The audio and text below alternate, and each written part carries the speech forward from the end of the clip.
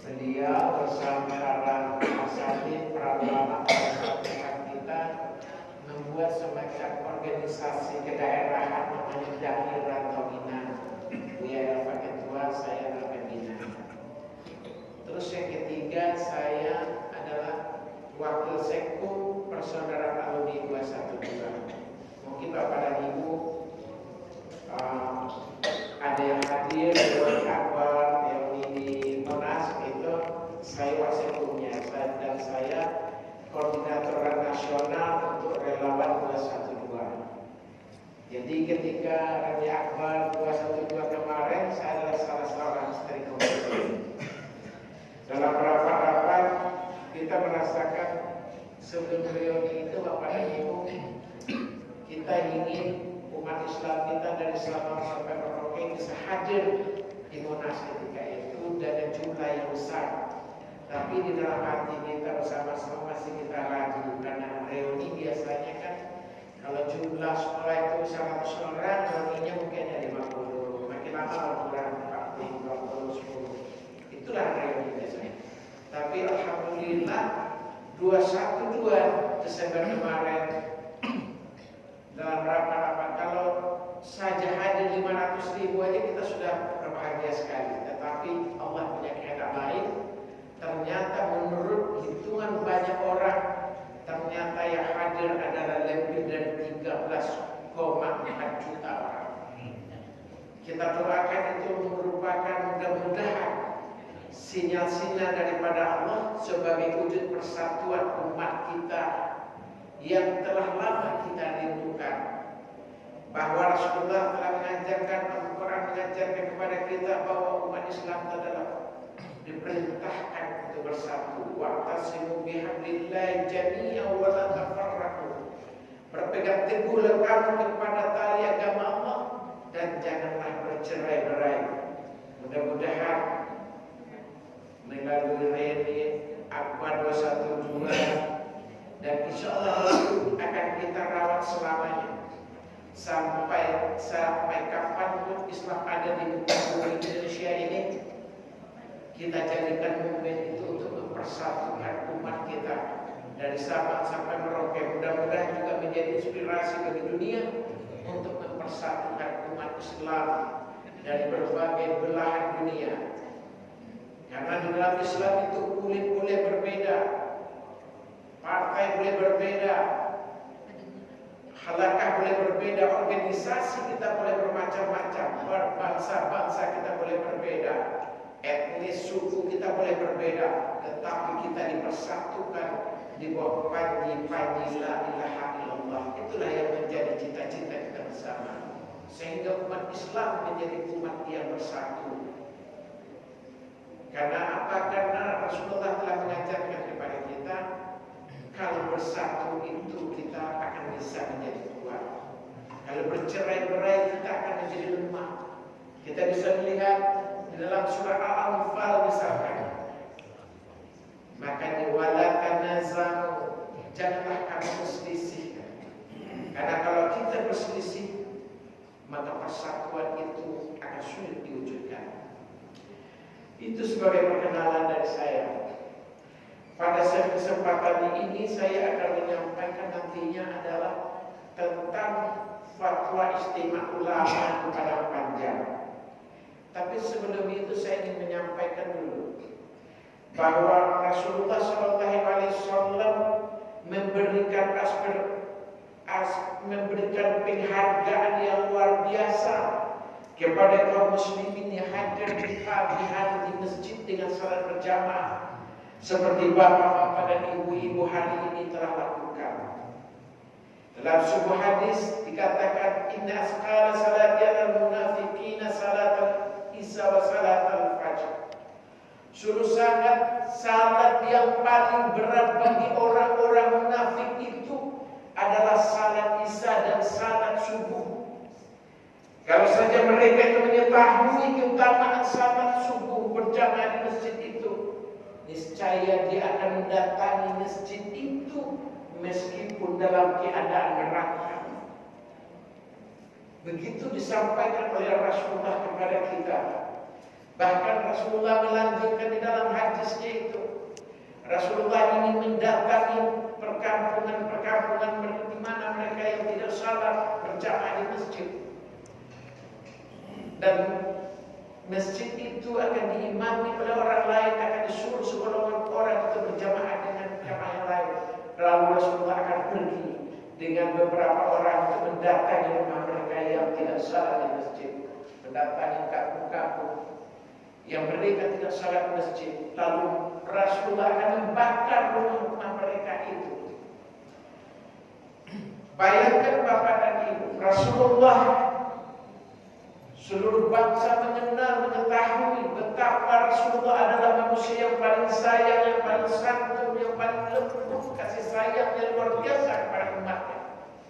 Tetapi ketika ada kaum muslimin tidak salat dia di masjid pada waktu subuh seperti yang kita lakukan hari ini, maka Rasulullah marah dia.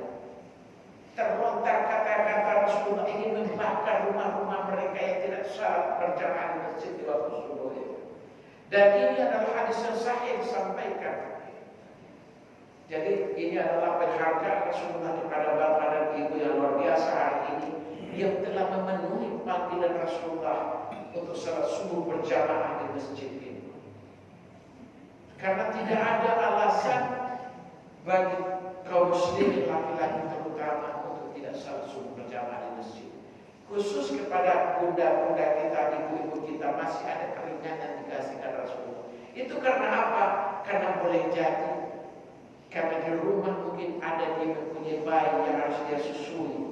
Boleh jadi ada orang tua yang dia tunggukan.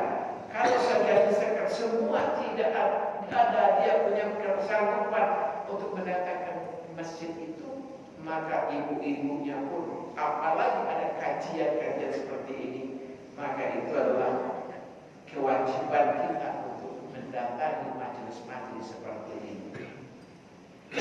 Karena talabul ilmi faridatun ala kulli muslimin wal muslimat. Tidak hanya muslimin yang disebutkan, menuntut ilmu itu diwajibkan kepada setiap muslim laki-laki dan juga muslim perempuan. Nah, di sini kedudukannya, tetapi hanya diberikan keringanan saja untuk bagi ibu-ibunya.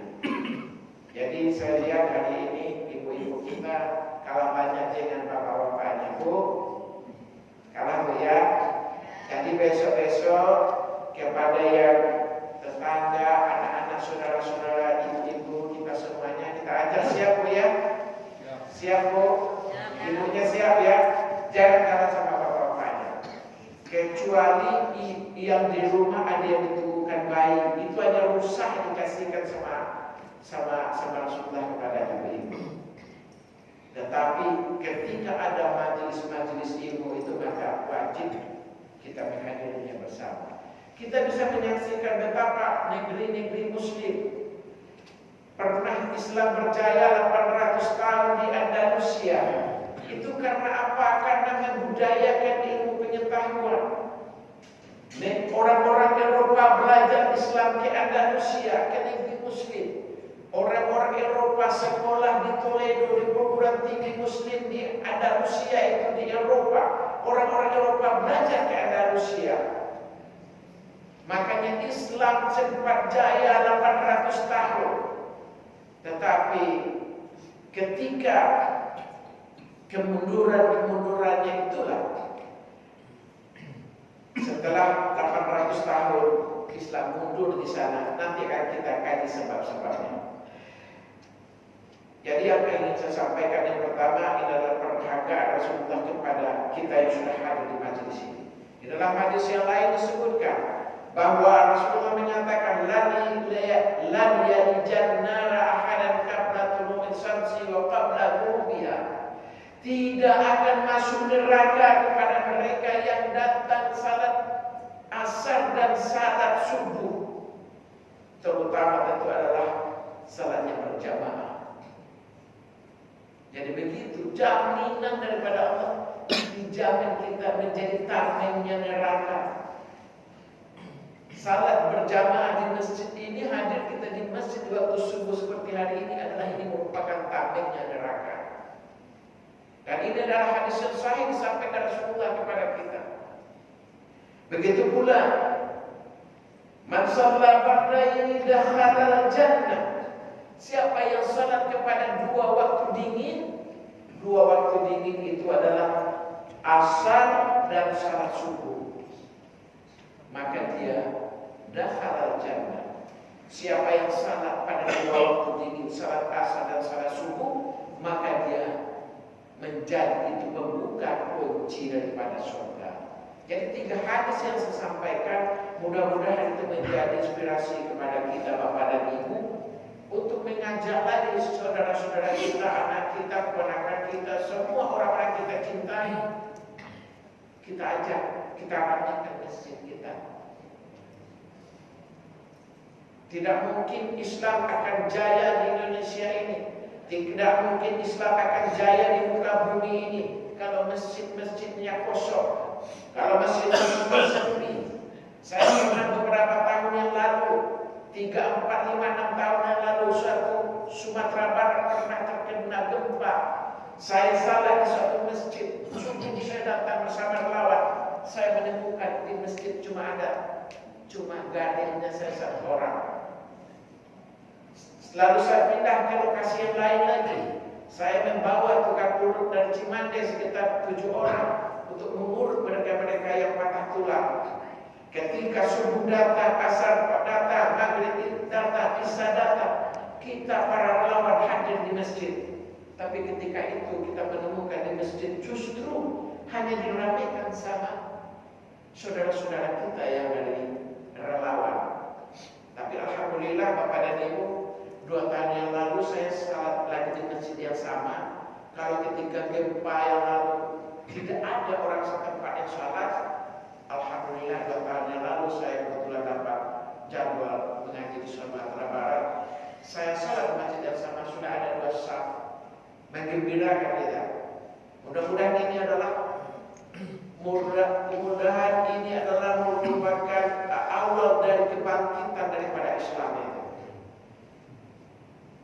Karena banyak orang menduga, orang memprediksikan ketika subuhnya umat Islam itu setelah seperti salat Jumat ramainya, ketika itulah kemenangan Islam itu akan berada di tangan kaum muslimin.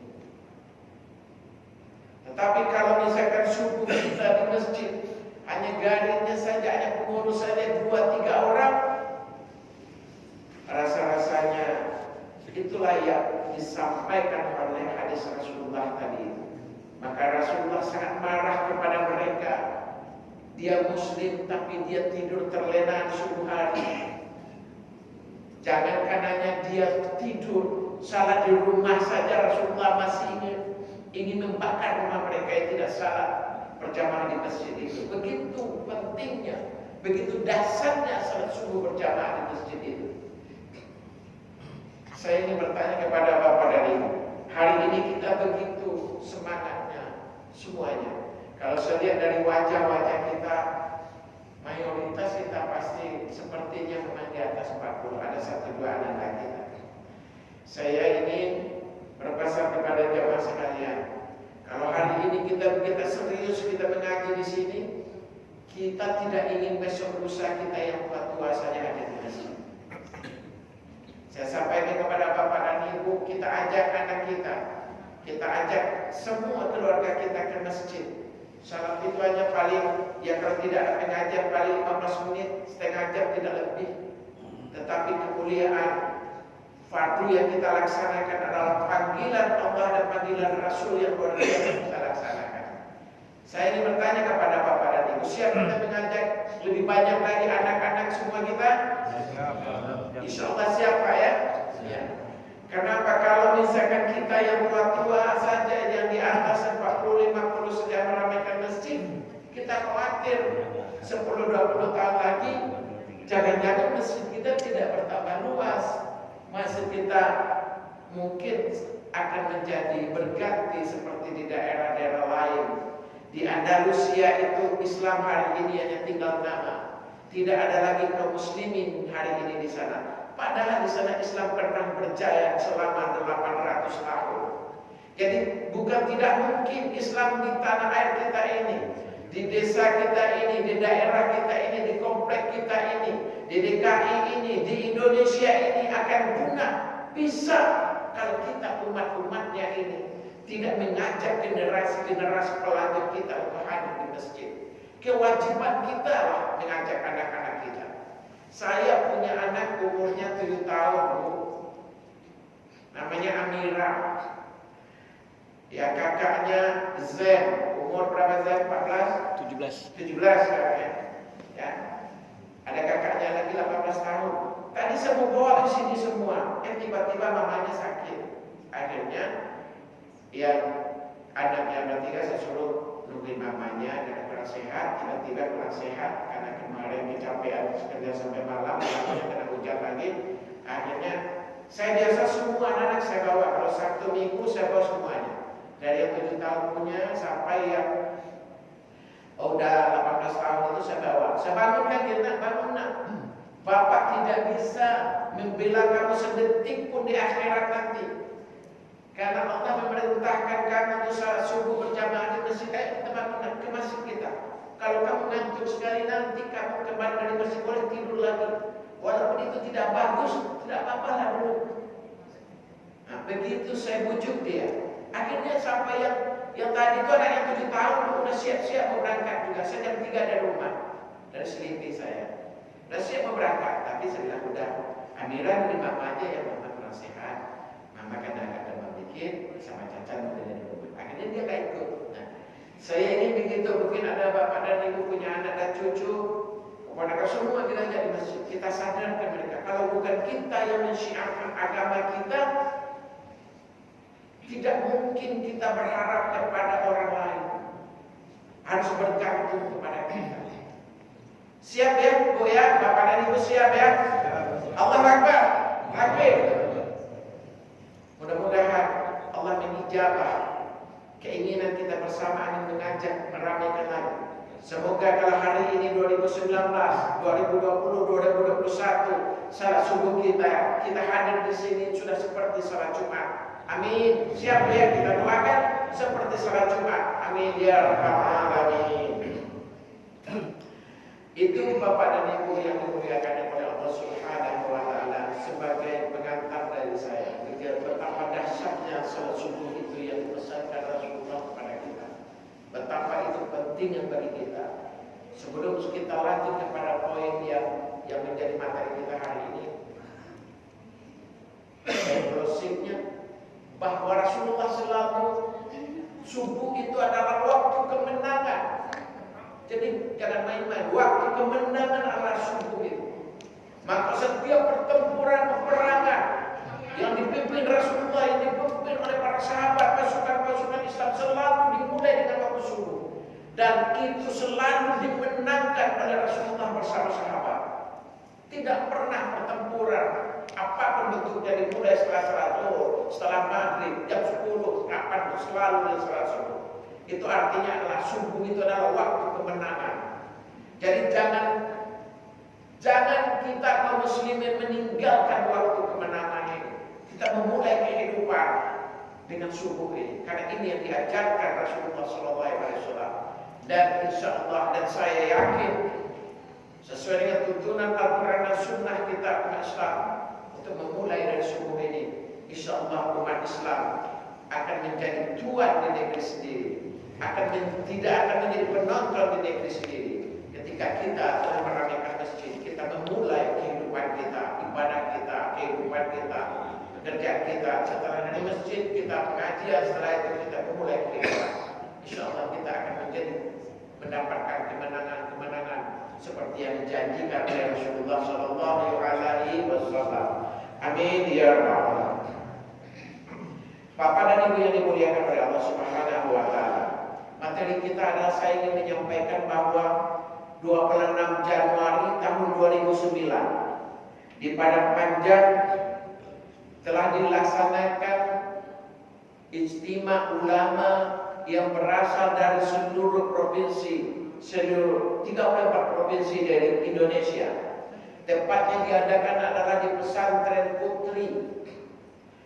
Di sana Berkumpullah para alim ulama hampir 700 orang, diikuti juga oleh ormas-ormas Islam. Jadi seluruh tokoh-tokoh Islam berkumpul di Padang Panjang 10 tahun yang lalu ini. Apa yang mereka rumuskan? Yang mereka rumuskan adalah, ini bukunya saya kasih lihat. Namanya Istimewa Ulama. Ini menjadi keputusan ketika itu. Ya.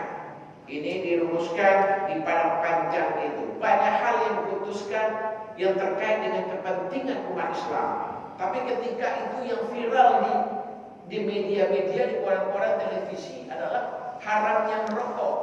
Padahal bukan itu yang menjadi pokok yang sangat penting bagi umat Islam. Maka terkait dengan fatwa itu ada pada halaman 22 sampai 40 sekian. Itu adalah terkait bagaimana tuntunan kepada umat Islam menghadapi pemilihan umum. Meskipun sudah berjalan 10 tahun selesai fatwa itu dirumuskan, masih banyak di antara kaum muslimin kita dari Sabang sampai Merauke. Jangankan yang kita lihat di Jakarta ini, yang di para alim ulamanya saja ketika saya turun ke daerah-daerah, saya datangi MU, Majelis Ulama provinsi-provinsi, saya tanya tentang fatwa istimewa ini, tentang tuntunan untuk menghadapi pemilu. Banyak MUI-nya yang tidak tahu kalau ada fatwa itu. Karena buku ini pun memang terbatas, ketika itu sudah dibagikan kepada seluruh alim ulamanya. Tapi begitu kita cari lagi di Gramedia, jadi yang terkait yang sangat pentingnya itu adalah pada tentang fatwa tentang tuntunan kepada umat Islam menghadapi pemilu. Disebutkan dari ayat yang saya baca tadi. Ayatnya An-Nisa ayat 58 dan An-Nisa ayat 59. Itu menjadi dasar dari fatwa itu. Dan ditambah lagi dengan 10 buah hadis. Hadis Sahih Bukhari dan Muslim menjadi rujukan bagi fatwa itu.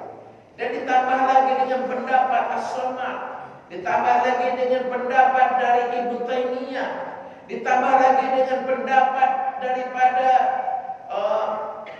kitab As-Siyasah Al-Mawardi, dan juga diambil juga pendapat dari Khalifah Abu Bakar Siddiq radhiyallahu anhu, dan diambil pula pendapat dari Khalifah Umar bin Khattab.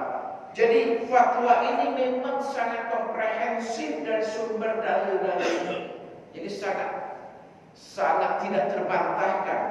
Hampir 700 ulama yang berkumpul di Padang Panjang ketika itu, tidak ada satupun yang berbeda pendapat dengan keputusan ini. Tidak ada menjadi perdebatan. Jadi satu suara semuanya.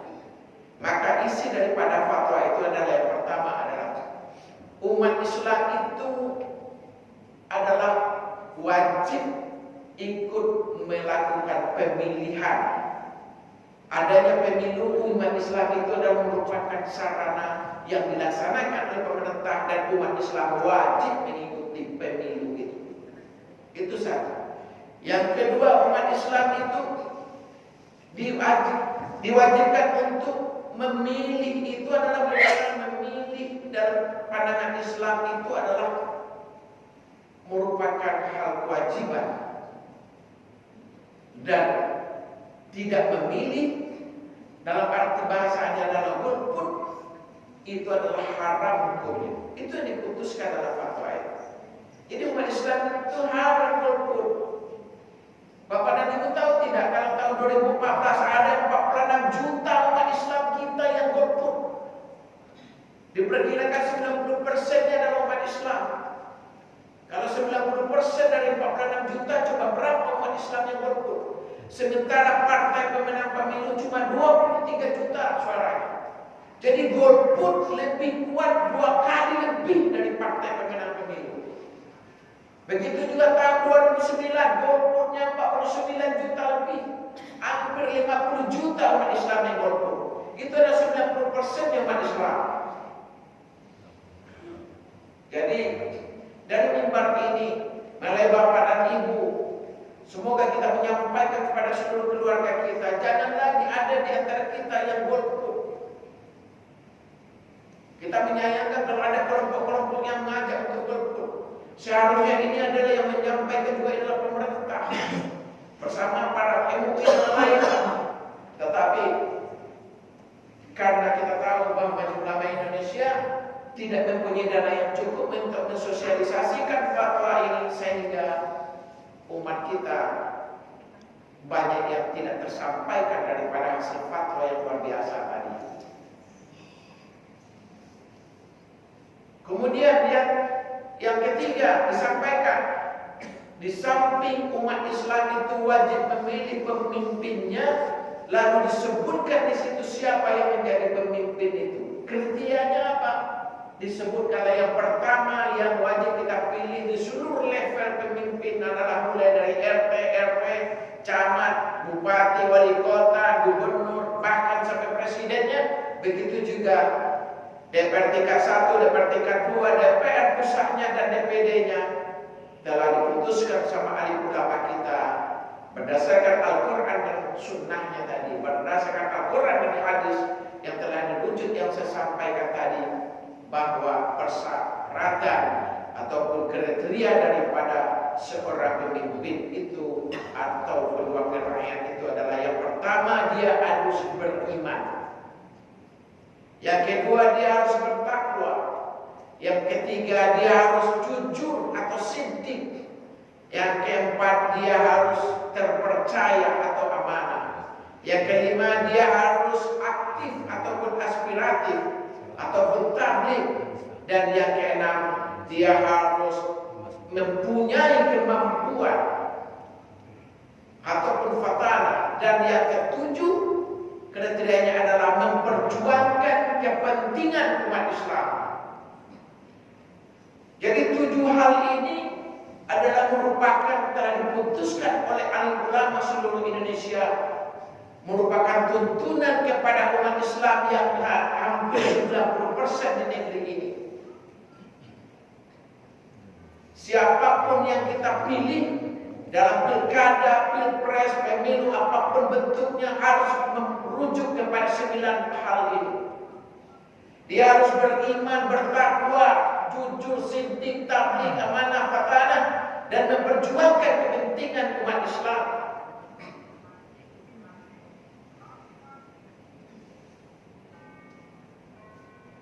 Kita beberapa waktu berselang tahun 2014 saya menyaksikan di daerah-daerah, di Bogor, daerah santri, daerahnya ulama, daerahnya orang-orang yang boleh dikatakan mayoritas Islam, tetapi di kantong Islam di sana itu yang jadi legislatif di DPR-nya adalah orang di luar Islam.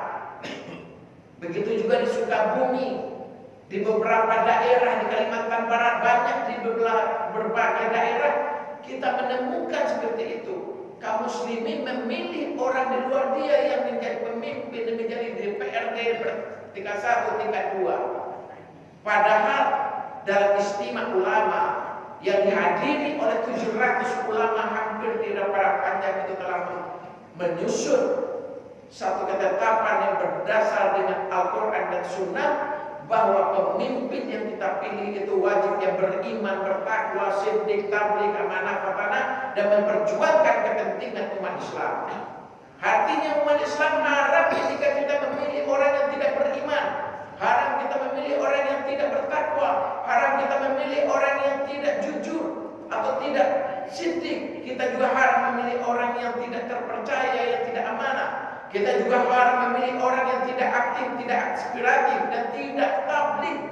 Dan kita juga haram memilih orang yang tidak mempunyai kemampuan atau orang yang tidak fatanah. Dan juga kita haram memilih orang yang tidak memperjuangkan kepentingan umat Islam.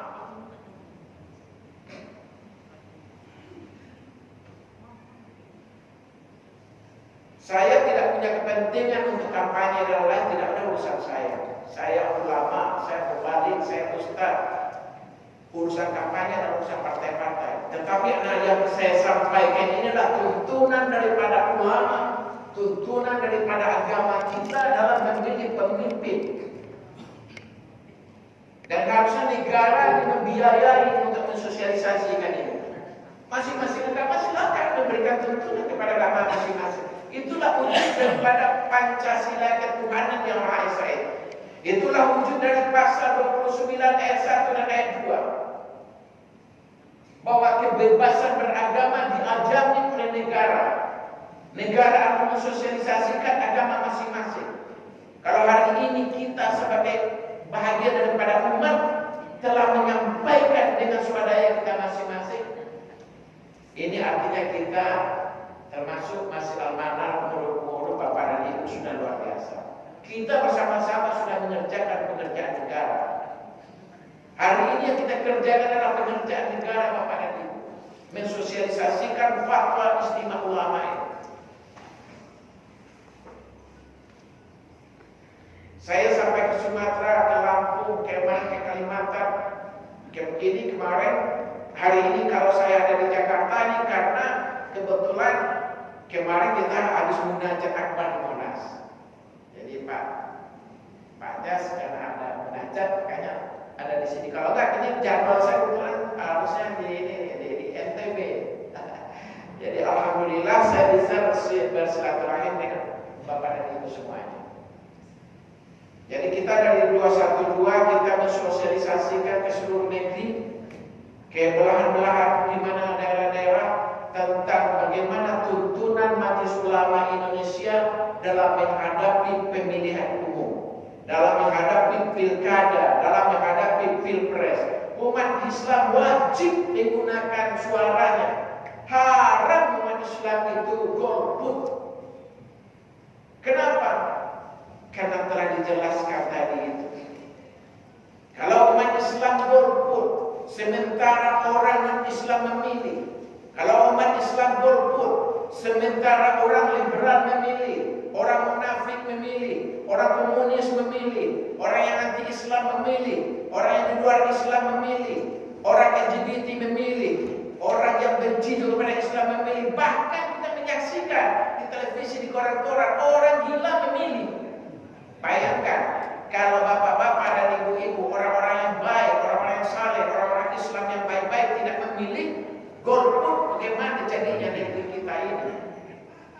Makanya ulama kita dengan kearifannya, dia buka ayat-ayat Al-Quran, dia buka hadis-hadis, dia berbicara bersama-sama bagaimana membimbing umat menghadapi pemilu.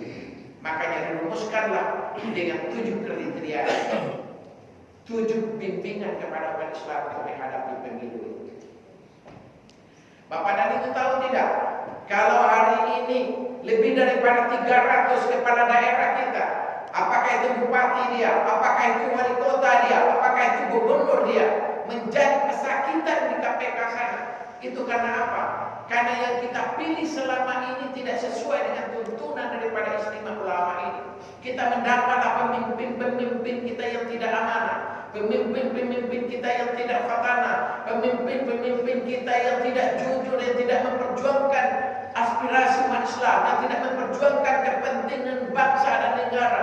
Dia menyeraup kekayaan untuk kepentingan pribadi dan kelompok dia saja. Akhirnya dia menjadi kesakitan KPK. Inilah makanya para ahli ulama merumuskan tuntunan yang luar biasa ini. Jadi ini harus kita pegang. Selama Islam masih di kaki badan kita, selama negeri Indonesia ini masih merah putih benderanya, masih eksistensinya masih ada kita di muka bumi Indonesia ini, maka fatwa ini wajib kita sebarluaskan kepada umat kita. Karena kita ingin negeri ini, kita tidak ingin seperti Andalusia. Kalau Andalusia 800 tahun Islam pernah berjaya di sana, lalu pada hari ini kita hanya menyerang Spanyol yang sudah tidak ada Islam di sana. Bagaimana nanti kalau bapak dan ibu atau cucu-cucu atau anak-anak bapak-bapak dan ibu-ibu akan bercerita nanti, dia mencerita kepada anak-anak, nah di sini di kampung ini dulu orang Muslim, di sini bekas masjid dulu, nah dia bercerita kepada anak-anak, ini dulu Muslim 90% ini dia masuk DKI ini, nah jangan sampai itu terjadi di negeri kita ini. Jadi bukan tidak mungkin. Bagaimana Islam ke depan itu tergantung dengan bapak-bapak dan ibu-ibu yang hari ini ada di masjid ini. Kalau umat Islam hari ini dari Sabang sampai Merauke dengan tidak peduli dengan Islam di negeri ini, jangan mimpi kita bahwa Islam akan tetap eksis di negeri ini. Jangan dikira saya menakut-nakuti kita bersama, tidak. Dan begitulah sejarah. Kita bisa melihat tidak jauh. Singapura dulunya itu tahun 1400, 1600, 1700, 1800 itu adalah kerajaan Islam di Singapura itu. Tetapi tahun 65 kemarin dimulai dengan Lee Kuan Yew, dengan berpergi, masuk pakai sarung, masuk perkampungan Muslim, seperti orang yang sangat santun, orang yang sangat dekat dengan umat Islam, seperti pemimpin-pemimpin yang diharapkan oleh umat Islam Singapura ketika itu, masuk ke luar kampung orang-orang Melayu tahun 67. Tapi di akhirnya apa yang terjadi hari ini di Singapura Islam cuma 14% di negeri Muslim, ya. Dan itu adalah kerajaan Islam awal. Jadi sudah banyak contohnya bahwa betul inna nahnu nazzalna dzikra wa inna lahu lahafizun. Sesungguhnya aku, kata Allah, yang akan memelihara Al-Quran itu. Al-Quran itu akan tetap eksis karena Allah yang menjaganya. Tetapi Allah tidak pernah menjamin bahwa Islam itu, Al-Quran itu tetap eksis di Indonesia. Itu harus tergantung perjuangan kita, umat Islam dari Sabang sampai Merauke.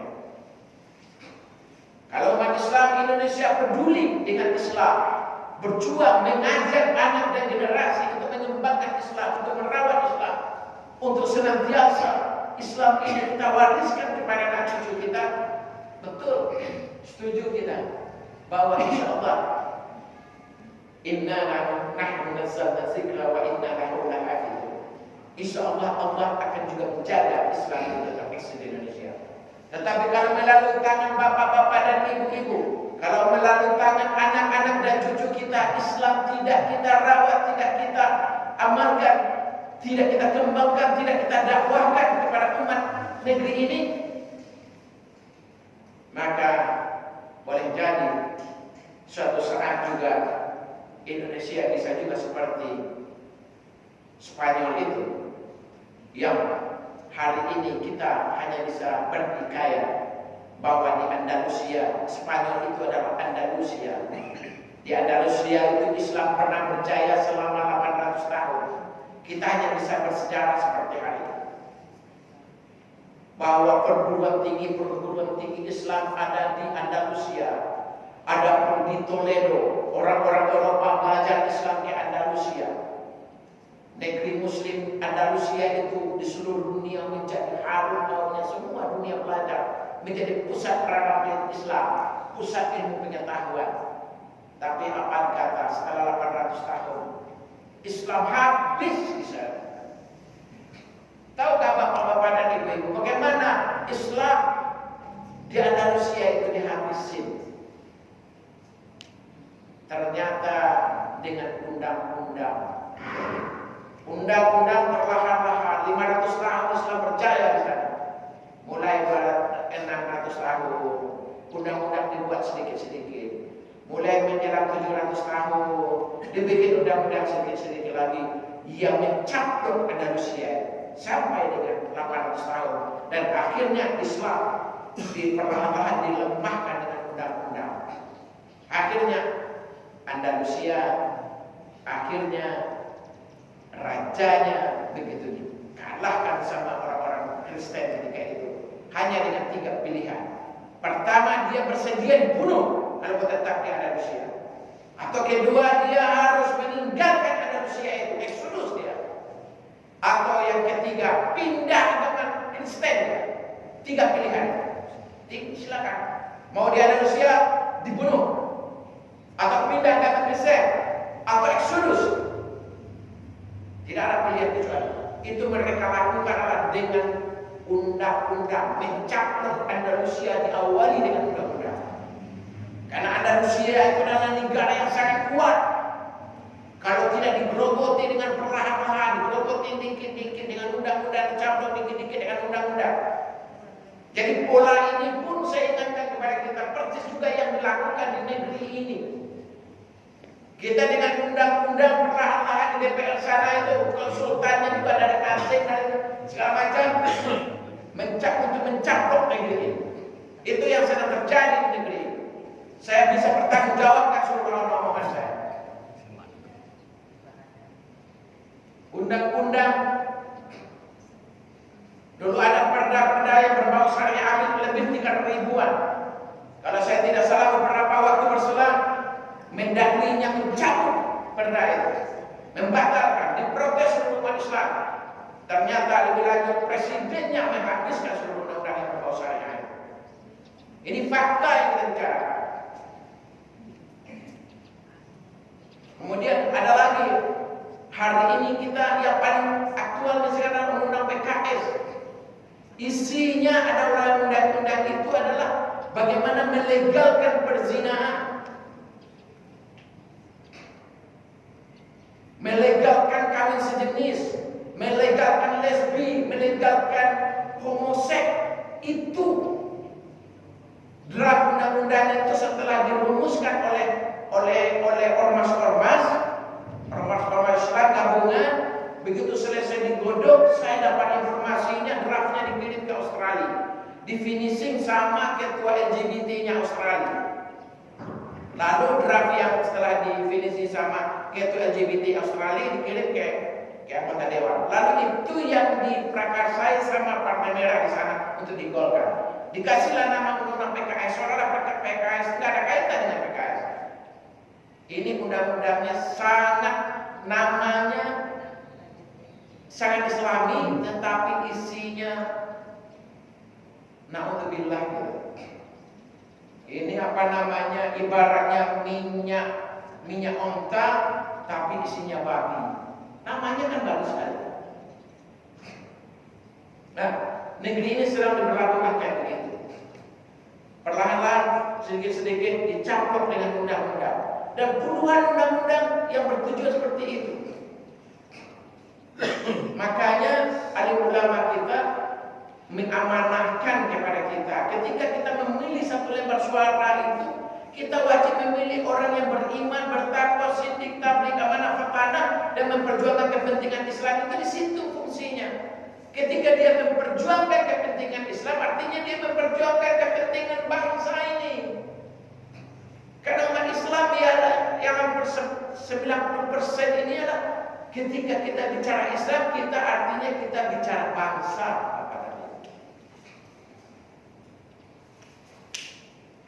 Jadi umat Islam sangat luar biasa di negeri, sangat toleran di negeri.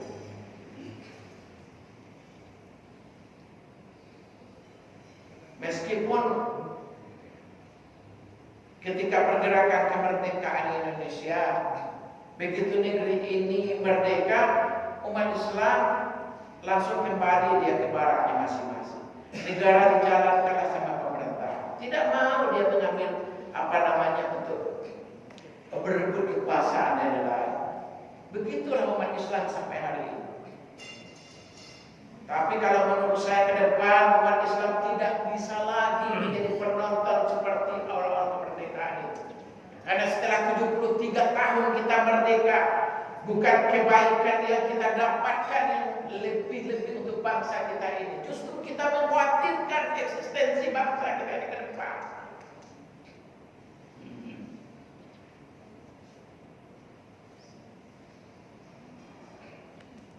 Saya mohon izin minum kepada ibu ya. Ibaratnya kalau Ustaz kan udah jalan, jadi harus isi bensin. Kalau bapak dan ibu kan mobilnya lagi parkir, belum minum dulu, dah apa kayak isi bensin. Bismillahirrahmanirrahim. Surutnya berapa Ustaz? Jam berapa ininya? 5.47. 5.47. Ya. Jadi oh, 2 menit lagi ya. Tapi masih ada jeda kan 10 menit untuk 10 menit lagi. 10 menit. Ya, jadi setengah jam dapat 10 lah. Oh, 16 ya? Nanti kita 16 ya? Ya. Ya. Soalnya ada bedanya kalau Ustaz begitu disuruh ceramah dia begitu dimulai itu berhentinya lupa. Kalau asik. Jadi memang harus kita kita tanya kepada jamaah, jangan sampai misalkan kita nanti ada pekerjaan wajib-wajib juga ketinggalan, misalkan udah jadi segala macam kan nggak enak tindakan Ustaz lagi ceramah terus kan. Dan saya juga luar biasa dengan Bapak dan Ibu. Meskipun kita hari ini belum hadir generasi muda kita, mudah-mudahan kesulusan hari ini bisa menjadi penyadaran kita. Selanjutnya kita anak-anak kita semua kita ajak yang lebih muda untuk meramaikan masjid. Tapi hari ini saya melihat Bapak dan Ibu, alhamdulillah. Ini kan waktu-waktu paling enak tidur sebetulnya. Biasanya kita kan tidak semua orang melek kayak gini. Tapi alhamdulillah di sini matanya besar. Saya pernah juga ngaji di daerah lain. Begitu kita teriak-teriak semangat ceramahnya, jamaahnya mangut-mangut. Jadi kita kirain dia mangut-mangut semangat dengan mengiyakan ceramah, ternyata dia bukan, ternyata tidur. Nah, tapi kalau di sini tidak, alhamdulillah.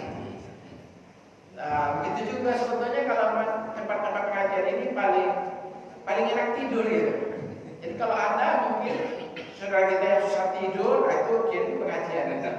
Insya Allah tuh 10 menit, itu mulai-mulai tuh bisa. Tapi lama-lama kan dia bisa mendapat ilmu juga. Dan itulah apa namanya ya majelis-majelis itu karena kita udaranya sejuk, sepoi-sepoi, ada AC-nya apalagi kan segar, karena kita jadi ngantuk. Apalagi Jumat kan. Apalagi kalau terlalu panjang khatibnya. Saya tadi di Al-Isra di Jakarta Barat, saya lihat karena saya sesuaikan masih adalah 20 menit cukup. Karena kalau 30 menit kadang-kadang mau tidur. Jadi itu apa namanya yang saya sampaikan, bahwa saya ingin Bapak dan Ibu semuanya, Islam ini tidak hanya kewajiban para alim ulama saja, tidak hanya kewajiban ustaz-ustaz kita aja. Saya, para ustaz, para ulama kan tidak bisa bersentuhan dengan anak dan tetangga ibu-ibu semuanya kan. Kalau mereka tidak ke masjid kan kita tidak ketemu. Nah, disitulah peran Bapak dan Ibu. Makanya Rasulullah baligh anni walau ayat, sampaikan dari walaupun hanya satu ayat. Itulah konteksnya. Ketika ustaz tidak bisa menyampaikan apa yang disampaikan ustaz hari ini, nah, dari Sabtu depan kamu hadir di masjid subuh ya. Tanggal sekian kamu libur, salat subuh bersama mama di masjid ya. Mulai begitu. Ponakan suyu kita diajak ke masjid. Sehingga nanti masjid kita itu betul-betul seperti yang disebutkan sama Rasulullah SAW. Kita melihat di medsos kemarin-kemarin, ada orang yang kakinya tidak ada guling-gulingan untuk mencapai masjid sampai dia di masjid. Karena dia menangkap panggilan Rasulullah itu. Kalau saja mereka itu mengetahui keutamaan salat berjamaah di masjid, dia akan mendatangi masjid itu meskipun dalam keadaan neraka. Dia sambut itu panggilan Rasul. Begitu juga kita juga melihat, saya nggak tahu apa Bapak dan Ibu melihatkah di medsos kan? Ada orang buta di padang pasir, dia pasang tali dari masjid ke rumahnya. Karena jauhnya dia berpegang kepada dengan tali itu menuju masjid. Begitu mau azan dia jalan di masjid dengan tali, buta. Saya yakin banyak tetangga kita, suami istri, anak-anak kita, keponakan kita, cucu kita, orang-orang yang kita sayangi, orang-orang yang kita cintai, tidak buta, tidak lumpuh, tapi mereka belum terpanggil. Inilah tugas bapak-bapak dan ibu-ibu. Kita ramaikan masjid kita dari manapun, dari Sabang sampai Merauke, kita ramaikan masjid kita. Karena tidak akan mungkin ilmu itu akan datang kepada kita dengan sendirinya. Beda. Kalau kita dengan Rasul ya beda Bapak dan Ibu. Rasulullah diwahyukan kepada Allah, kepada dia langsung ilmu itu, Al-Quran itu. Kalau kita memang kita harus mendatangi majelis-majelis seperti ini. Dan keutamaan majelis-majelis seperti ini disampaikan oleh Rasulullah SAW kepada kita. bahwa menuntut ilmu seperti ini lebih mulia daripada salat 1000 rakaat. Meski hadis ini masih dalam perdebatan kesahihannya, tapi untuk semangat ini luar biasa. Bahwa majelis ilmu itu artinya adalah sangat penting bagi umat Islam. Umat Islam tidak akan mungkin menjadi pemimpin dunia. Umat Islam tidak akan mungkin menjadi penguasa dunia. Umat Islam tidak akan mungkin berkuasa kalau dia berada di pinggir-pinggir kebodohan. Makanya ilmu pengetahuan umat Islam harus menguasai teknologi seluruh aspek kehidupan. Ilmu pengetahuan harus bagian daripada umat Islam. Karena beratus ayat Al-Quran itu, bahkan hadis-hadis banyak lagi yang menyampaikan, memberikan semangat kepada umat Islam. Sehingga umat Islam menjadi orang yang sangat mengutamakan menuntut ilmu itu.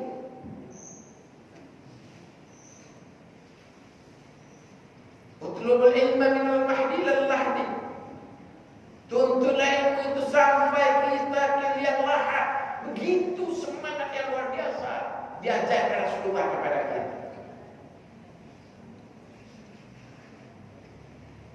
Karena keberhasilan tidak akan mungkin kita bangun dengan kebodohan. Kemenangan tidak akan mungkin kita peroleh